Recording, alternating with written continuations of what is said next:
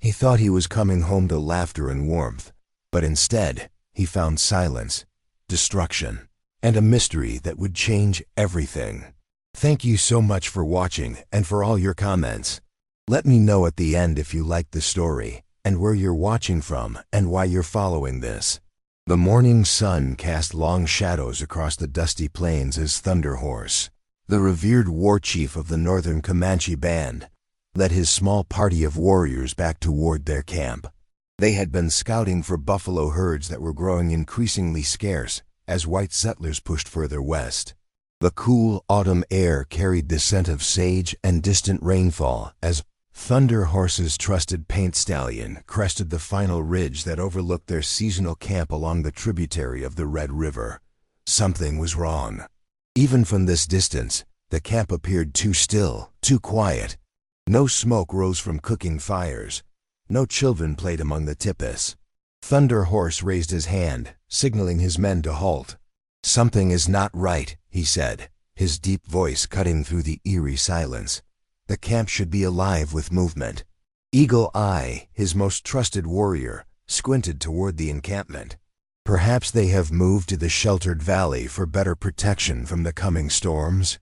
Thunder Horse shook his head. "Without waiting for our return? Without leaving scouts to guide us?" His heart began to pound against his ribs as fear, an emotion he rarely experienced in battle, gripped him. "My wife, Morning Star, would not leave without word. And my children." He spurred his horse forward, no longer concerned with caution. The other warriors followed, their horses' hooves kicking up clouds of dust as they galloped down the slope toward the circle of tipis. As they approached, the horrifying truth became clear. The camp was abandoned, not in the orderly way of a planned migration, but with signs of haste and struggle. Cooking pots still hung over cold fire pits. A child's doll lay trampled in the dirt. Several tipis showed signs of violence as slashed hides and broken support poles. "Morning Star!" Thunder Horse called out, jumping from his horse before it had fully stopped. "Hawk, little fawn!" His voice echoed across the empty camp as he called for his wife and 2 children. Eagle Eye dismounted and examined the ground. "Many horses," he said, tracing the marks in the dirt, "and wagon wheels. White men." Thunder Horse stood in the center of what had been his home just 4 days earlier. The tipi where he had left his family was partially collapsed, its entrance flap torn. Inside, he found Morning Star's prized beaded necklace, the one she never removed, broken and scattered across their sleeping mats. He clutched a single blue bead in his palm, a storm of emotions darkening his face. "They have taken them," he said, his voice barely above a whisper. "All of them." Running Bear, the youngest of his warriors, approached cautiously. "Chief, there is no blood. Perhaps they are still alive." Thunder Horse nodded slowly, hope flaring in his chest like a small flame. "Search the camp. Find any signs of where they might have been taken." The warriors spread out, examining the ground, looking for clues.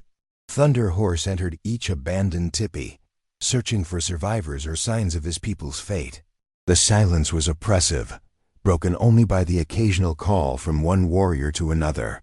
After an hour of searching, they gathered again in the center of the camp. Eagle Eye had found tracks leading west, toward Fort Richardson. "The soldiers," he said grimly. "They came with wagons and took our people."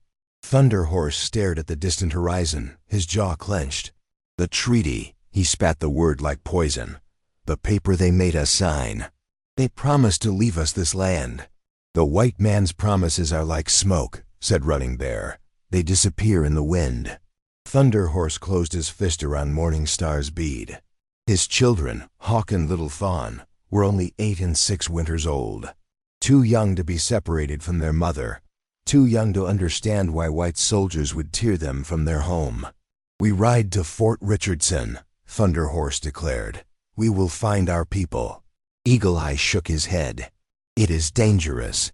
The fort has many soldiers with many guns." "Then what would you have me do?" Thunder Horse's voice rose with rare emotion. "Leave my wife and children to whatever fate awaits them. Leave our people to suffer." Silence fell over the small group. Each warrior knew the risks. Fort Richardson was a stronghold of the U.S. Army, established to protect white settlers from the very people whose land they were stealing. "I will go alone if I must," Thunder Horse said more quietly. "But I will find them." Running Bear stepped forward. "I will ride with you, Chief." One by one, the other warriors joined them. They would face whatever danger lay ahead together, as they had faced countless battles before. As the sun began its descent toward the western horizon, Thunder Horse performed a brief ceremony, asking the Great Spirit for guidance and protection. Then he mounted his horse, his face set in grim determination. "We ride until dark," he commanded. "And at first light we continue. I will not rest until I look into the eyes of the men who have taken my family." As they rode away from the abandoned camp, Thunder Horse felt a coldness settle in his chest.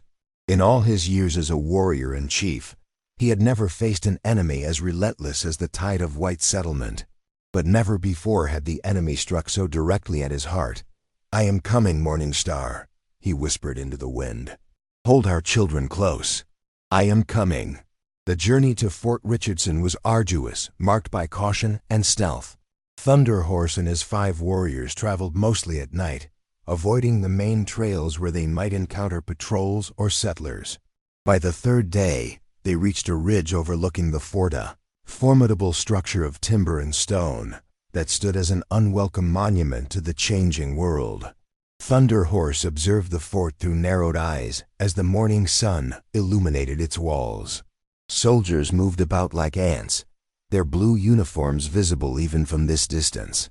Wagons entered and left through the main gate and near the eastern wall. He spotted what appeared to be a makeshift camp tipis and shelters surrounded by guards. "Our people," he said, pointing to the enclosure. "They are being held like animals." Eagle Eye passed him a spyglass they had traded for years ago. Through it, Thunder Horse could see figures moving within the enclosure, women in traditional dress, children sitting in small groups, men standing with defeated postures near the perimeter.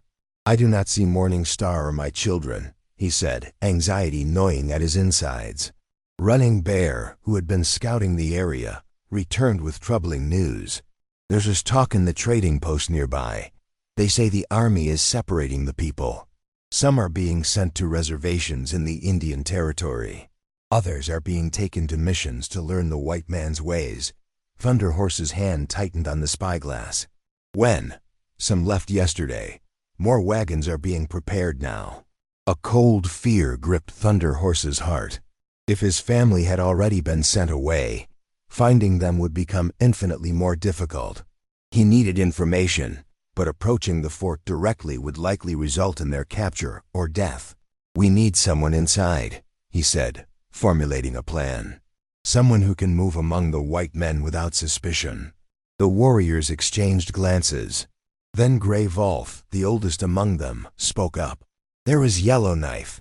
He trades with the whites. They know him at the fort." Thunder Horse considered this. Yellowknife was a Comanche from their band who had adapted to some white ways, learning their language and engaging in trade. Some viewed him with suspicion because of this, but Thunder Horse had always valued his insights into the changing world. "Where would we find him?" "He has a cabin near the trading post at the crossroads," Gray Wolf replied. "Half a day's ride east." Thunder Horse made his decision. "Eagle Eye and Gray Wolf, remain here and watch the fort. Note any movement of our people. The rest of you will come with me to find Yellowknife." They reached Yellowknife's cabin by midday. The small wooden structure stood in a clearing, smoke rising from its chimney. Nearby, a corral held several horses, and drying meat hung from racks. Yellowknife emerged at their approach, a rifle held casually in his hands. He wore buckskin pants and a white man's shirt, his long hair tied back. Recognition dawned on his face when he saw Thunder Horse. "Chief," he said, lowering his weapon, "this is an unexpected visit." Thunder Horse dismounted. "Our camp was raided. All our people taken, including my wife and children. They are at Fort Richardson, or were. We need your help." Yellowknife's expression darkened. "I heard rumors of a roundup. The new Indian agent is zealous about moving all Comanche onto reservations."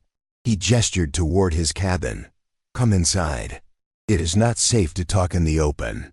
Inside the simple cabin, Yellowknife offered them food and water while Thunderhorse explained the situation in full. Yellowknife listened gravely, occasionally asking questions about timing and numbers. The situation is bad, he finally said. Agent Lawson arrived 3 weeks ago with orders to clear all hostile Indians from the territory. He doesn't distinguish between bands that have raided settlements and those that have kept peace. We have honored the treaty, Thunderhorse said bitterly. We have not raided. We have stayed within the boundaries they drew on their maps. Yellowknife nodded. The boundaries keep changing with each new treaty. But there's more you should know. Lawson has a particular interest in the children. Thunderhorse stiffened. What interest? He believes they can be saved by removing them from their parents and teaching them white ways. He has arrangements with several missions and schools far to the east. The implications hit Thunderhorse like a physical blow. He would separate children from their parents? He would. And has. Yellowknife's eyes held genuine sympathy. There was a wagon that left yesterday morning with several children bound for a mission school in Missouri. Thunderhorse stood abruptly, unable to contain his agitation. Were my children on it? And what of Morning Star? I don't know, but I can find out. I'm expected at the fort tomorrow to discuss a horse sale with the quartermaster. I can ask questions, observe. We cannot wait, Thunderhorse insisted. Charging into Fort Richardson will get you killed and help no one, Yellowknife countered. Let me go tomorrow. By nightfall, I will know where your family is. Running Bear, who had been silent until now, spoke up. He is right, Chief. We need information before we act. Thunderhorse paced the small cabin, every instinct telling him to ride immediately to the fort. But wisdom won out over impulse. One day, he conceded. We will wait one day. That night, as his warriors slept in Yellowknife's barn, Thunderhorse sat outside under the stars, his mind filled with memories of Morning Star's smile, Hawk's determination to master riding, and Little Fawn's delighted laughter when he returned from hunts with small gifts. The thought of them frightened, separated, perhaps being told he had abandoned them, was almost unbearable. Great Spirit, he whispered to the night sky, protect them until I can hold them again.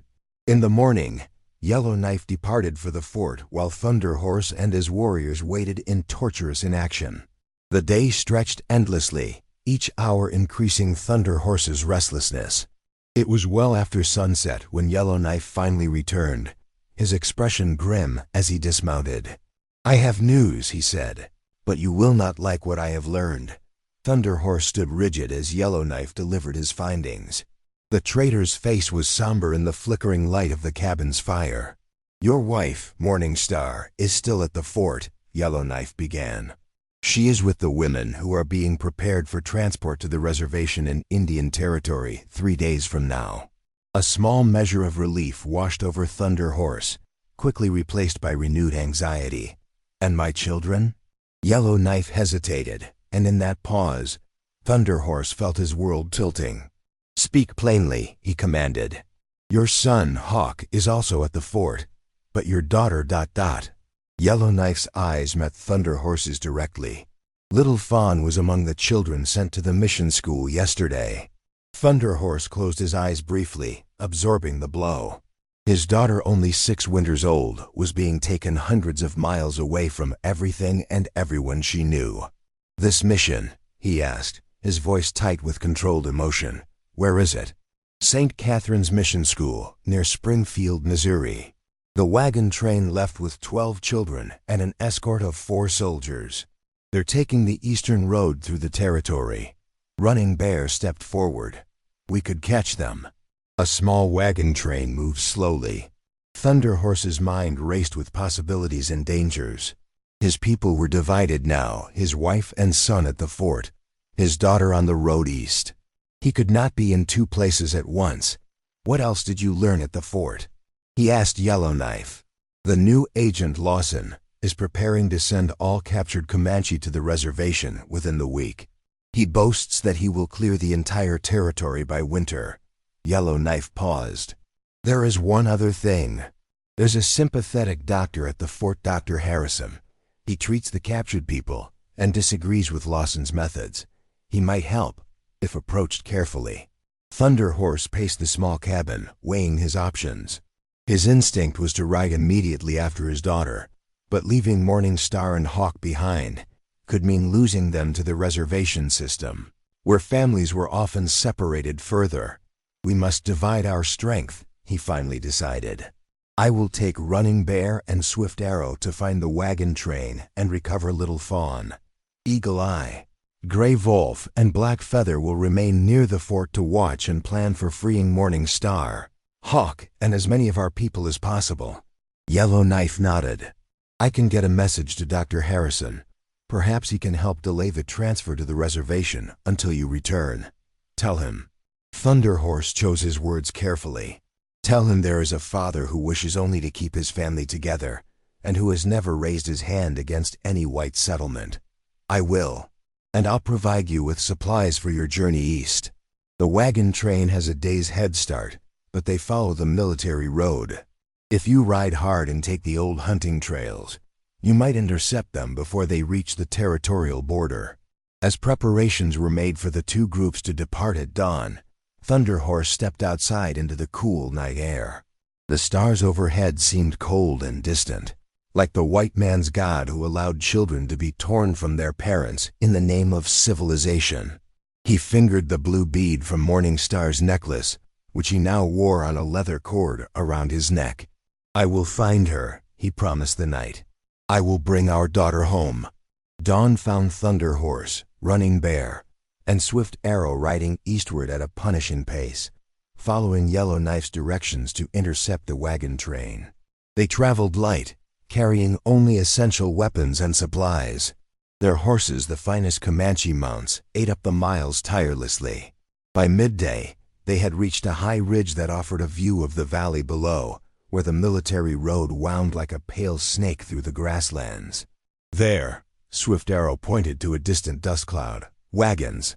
Through the spyglass, Thunder Horse could make out 2 covered wagons and several riders, the escort taking the children to Missouri.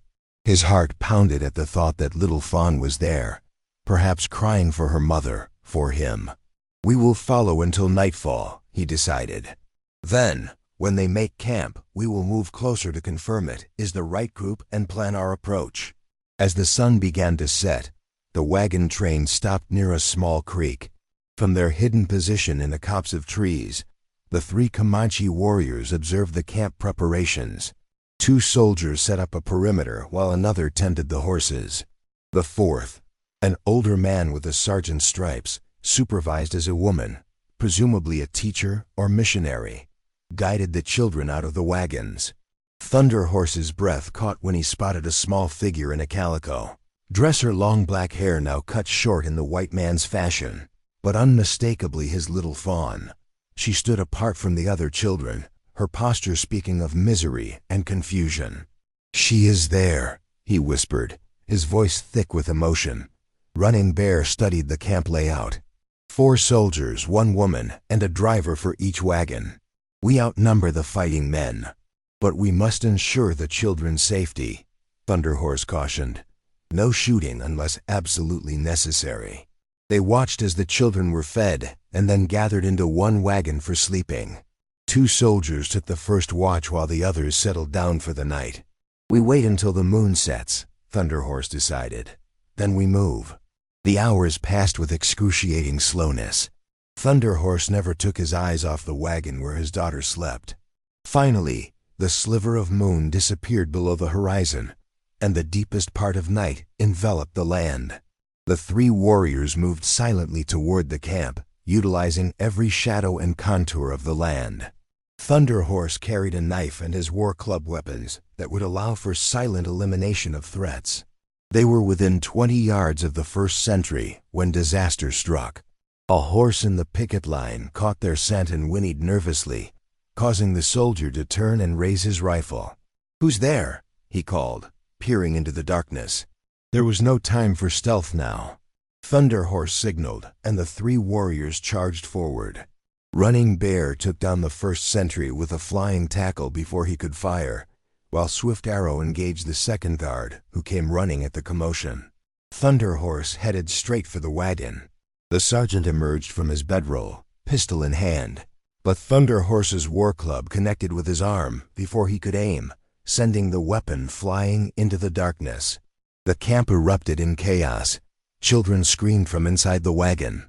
The missionary woman appeared, holding a lantern high, her face a mask of terror. "Demons!" she shrieked. "Lord, protect us!" Thunder Horse ignored her, swinging himself into the wagon where the children huddled together in fear. In the dim light spilling from the woman's lantern, he searched the small faces until he found the one he sought. "Little Fawn," he said softly in Comanche. Recognition dawned in his daughter's eyes, followed by joy so intense it transformed her face. "Father!" she cried, launching herself into his arms. He held her tightly, feeling her small body tremble against his chest. "I've come to take you home," he murmured into her shorn hair. Outside, the sounds of struggle continued. Thunder Horse knew they had little time. "We must go," he told his daughter, lifting her easily. As he turned to leave the wagon, he found himself facing the missionary woman, who now blocked the exit. Unlike before, her face showed not fear but determination. "You cannot take her," she said firmly. "These children are wards of the government now. They're being given a chance at a better life." Thunder Horse regarded her coldly. "She has a good life, with her family who loves her." "The life of a savage," the woman retorted. "At the mission, she learned to read, speak proper English. She become a Christian." "She is my daughter," Thunder Horse said simply. "Not yours to remake." Before the woman could respond, Running Bear appeared behind her. "Chief, we must hurry. The other soldiers are subdued, but one escaped on horseback. He will bring reinforcements." The missionary's eyes widened at being called Chief, suddenly realizing who stood before her. "You're Thunder Horse," she whispered. "They said you might come." Thunder Horse stepped forward, Little Fawn still in his arms. "Move aside," he commanded. Something in his voice, perhaps the absolute certainty that he would leave with his daughter regardless of the obstacle she presented, made the woman step back. Outside, Swift Arrow had gathered 3 horses. "The others are scattered," he reported. Thunder Horse placed Little Fawn on his horse, then mounted behind her. "What of the other children?" he asked, looking at the frightened faces peering from the wagon. "We cannot take them all," Running Bear said practically, "and we do not know their families." It was a painful reality. Thunder Horse addressed the missionary woman once more. "Tell whoever sent you that Comanche children belong with their parents. All children do." With that, he wheeled his horse around, and the 3 warriors galloped into the night, leaving the disrupted camp behind. Little Fawn clung to her father's arm wrapped securely around her waist. "Mother?" she asked in a small voice. "Brother?" "We go to them now," Thunder Horse promised, steering his horse westward. "We will be together again." But as they rode through the darkness, Thunder Horse knew their journey was far from over. The hardest challenge still lay ahead at Fort Richardson, where Morning Star and Hawk awaited rescue, surrounded by the full might of the U.S. Army. Thunder Horse and his warriors rode hard through the night, putting as much distance as possible between themselves and the wagon train. Little Fawn, exhausted by her ordeal, slept against her father's chest, secured by his protective arm. Despite the urgency of their flight, Thunder Horse's heart felt lighter with his daughter safely returned to him. As dawn broke, they paused to rest the horses in a sheltered ravine. While Running Bear and Swift Arrow kept watch, Thunder Horse gently woke Little Fawn and offered her water and pemmican from their supplies. "Father," she said, her voice small but steady, "they told us you didn't want us anymore, that you had given us to them." Anger flared in Thunder Horse's chest, but he kept his voice gentle. "That was a lie, my daughter. I would never give you away. When we returned to camp and found everyone gone, I began searching for you immediately." Little Fawn nodded, her young face solemn. "I told Hawk it wasn't true. I said you would come." Pride swelled in Thunder Horse's heart at his daughter's faith. What happened at the camp? He asked carefully, needing to understand what they had faced. Soldiers came during the morning meal, Little Fawn recalled, her eyes distant with the memory. Many soldiers on horses. They told everyone to get into wagons. Mother tried to hide us, but they found us. Her voice trembled. They took Hawk from her arms. She fought them, but a soldier hit her. Thunder Horse's jaw tightened, but he let his daughter continue. At the fort, they put the women in one place, the men in another. Then yesterday, they took some of us children away. They cut our hair and gave us these clothes. She plucked at the calico dress with distaste. Hawk is still with the other boys at the fort. And your mother? Was she well when you last saw her? Little Fawn nodded. She was sad and angry, but strong. She told me to remember who I am, no matter what the white people say. Thunder Horse embraced his daughter. Wise words. Now rest a little more. We have far to travel, and we must move quickly to reach your mother and brother. By midday, they rendezvoused with Yellowknife at a predetermined location. The traitor brought troubling news. Lawson has accelerated his plans, Yellowknife reported. The remaining captives will be moved to the reservation tomorrow, not in 3 days as originally planned. Thunder Horse absorbed this information grimly. What of the doctor you mentioned? Has he helped? Dr. Harrison has done what he can. He diagnosed several of the captives with illness requiring treatment, including your wife and son, to delay their transport.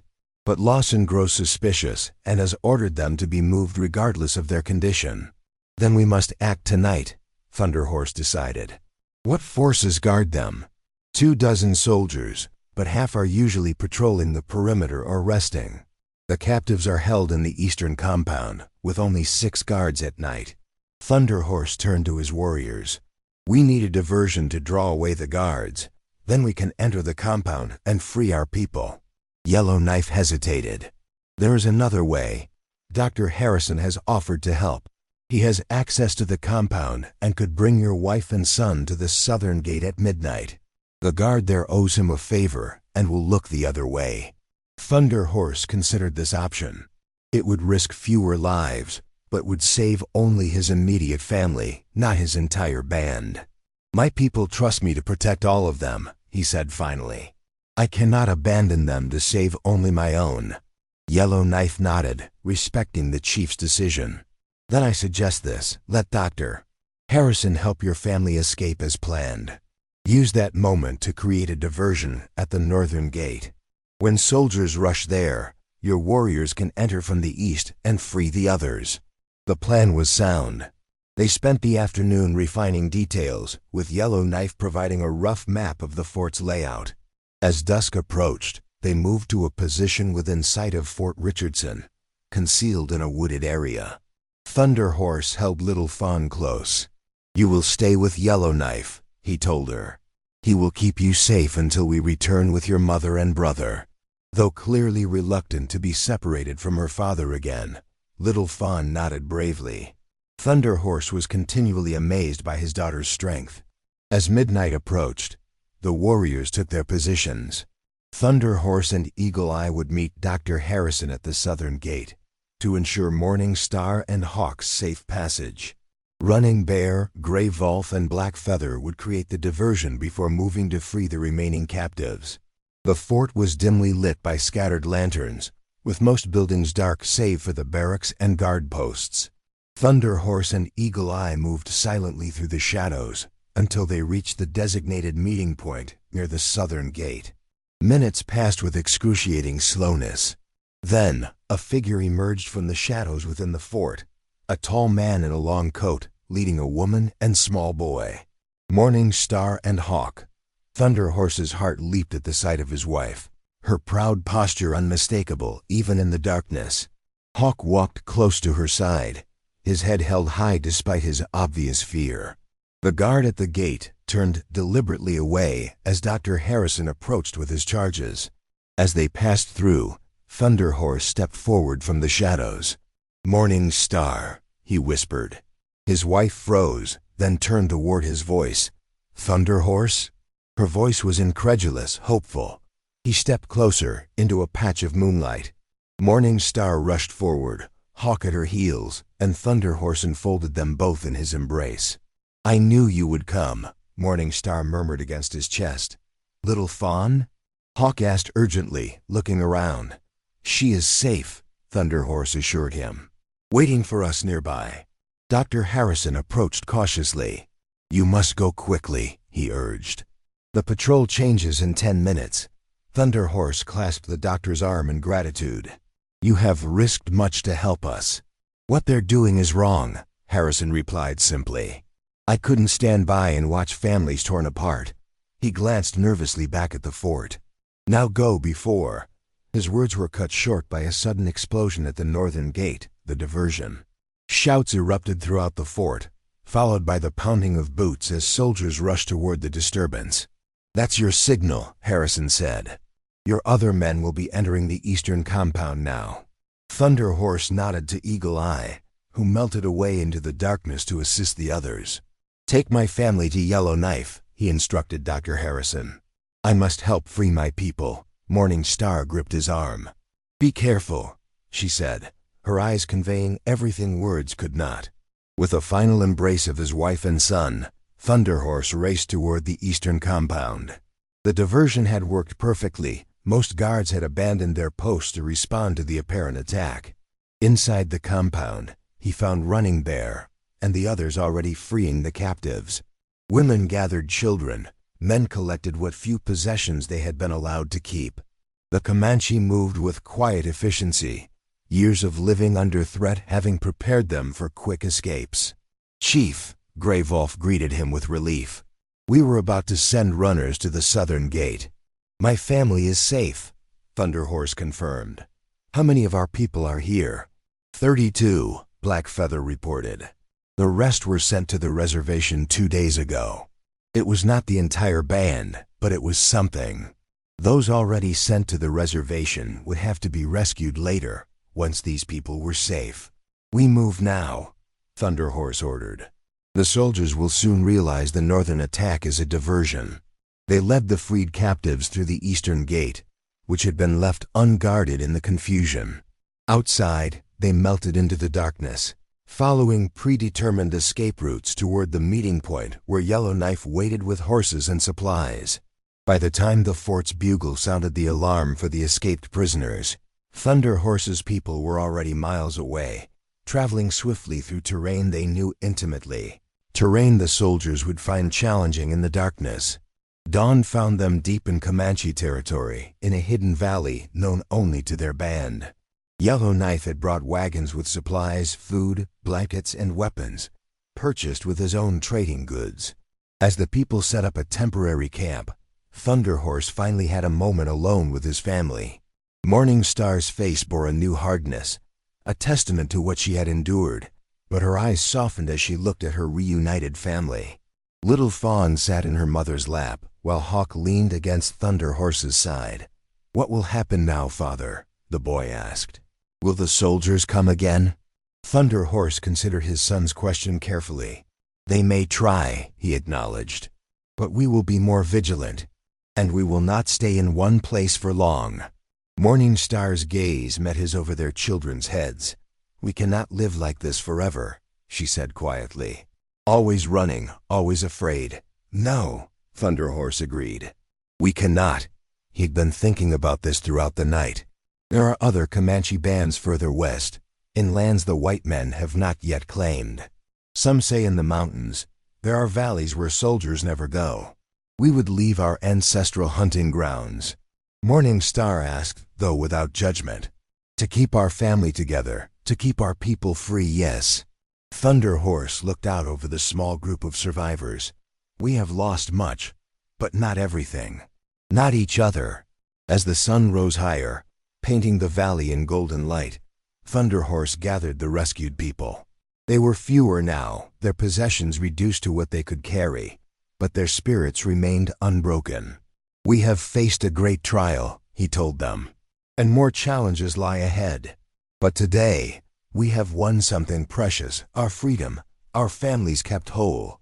The white man believes he can break us by separating parents from children, by forcing us onto reservations. He believes he can erase who we are. Thunder Horse lifted Little Fawn onto his shoulders, where she sat proudly. But he is wrong. We are Comanche. Our strength is not in our possessions or even in our land, but in our hearts, in our memories, in the stories we tell our children. A murmur of agreement rippled through the gathered people. Tomorrow we begin our journey west, Thunder Horse continued, to find a new home where we can live according to our ways. It will not be easy, but we will face it together. As the council dispersed to prepare for the journey ahead, Morning Star took Thunder Horse's hand. You found us, she said simply. When everything seemed lost, you found us. Thunder Horse touched the blue bead that still hung around his neck, the bead from her broken necklace. I would have searched forever, he told her. Some bonds cannot be broken, not by distance, not by soldiers, not even by time. That night, as his family slept peacefully nearby, Thunder Horse stood watch under the vast canopy of stars. The future was uncertain, the path ahead fraught with danger. But for now, in this moment, his world was whole again. His wife and children breathed the same air, sheltered by the same sky. And tomorrow they would face whatever came together.